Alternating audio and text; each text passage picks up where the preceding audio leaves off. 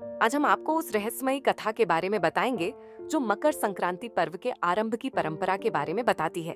बहुत समय पहले देवताओं और असुरों के बीच लगातार युद्ध हो रहे थे। असुर अपनी शक्ति और माया के कारण देवताओं पर भारी पड़ने लगे थे। देवता असुरों के सामने कमजोर महसूस कर रहे थे और इससे स्वर्ग का संतुलन बिगड़ने लगा था। एक दिन सभी देवता ब्रह्मा जी के पास पहुंचे और इस संकट का समाधान पूछने लगे। ब्रह्मा जी ने कहा, जब तक सूर्य देव की कृपा और उनकी ऊर्जा आप पर नहीं होगी, तब तक असुरों पर विजय पाना असंभव है। लेकिन समस्या यह थी कि सूर्य देव स्वयं क्रोधित थे। उनका क्रोध उनके पुत्र शनि के कारण था। पौराणिक कथा के अनुसार शनिदेव ने अपने पिता सूर्यदेव को अस्वीकार कर दिया था, क्योंकि उनकी मां संध्या देवी ने सूर्य की तीव्र ऊर्जा के कारण उनसे दूरी बना ली थी। सूर्यदेव का क्रोध इतना बढ़ गया था कि उन्होंने अपनी ऊर्जा देवताओं से भी छीन ली। देवता कमजोर पड़ने लगे और उन्होंने भगवान विष्णु से सहायता मांगी। भगवान विष्णु ने कहा, सूर्यदेव को शांत करना होगा। जब सूर्यदेव मकर राशि में प्रवेश करेंगे, तब उनकी ऊर्जा संतुलित होगी। यही समय होगा जब देवताओं को उनका आशीर्वाद मिलेगा। मकर राशि को भगवान विष्णु और भगवान शनि का प्रतीक माना जाता है।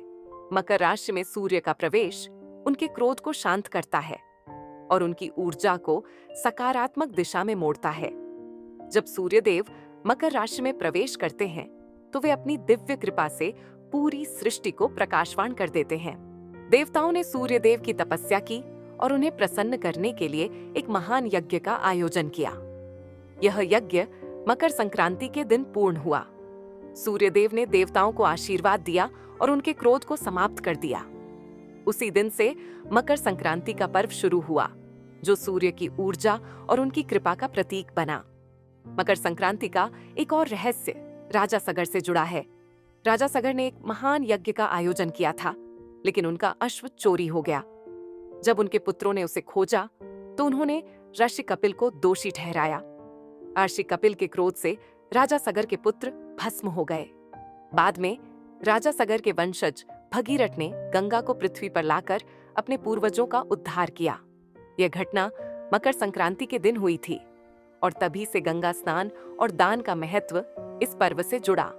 मकर संक्रांति केवल त्योहार नहीं, बल्कि धर्म, कर्म और आध्यात्मिकता का संदेश है। यह हमें सिखाती है कि जीवन में अंधकार कितना भी हो, सूर्यदेव की तरह हमें भी अपने जीवन को प्रकाशमय बनाना चाहिए। यह दिन हमें अच्छाई और सच्चाई की राह पर चलने के लिए प्रेरित करता है।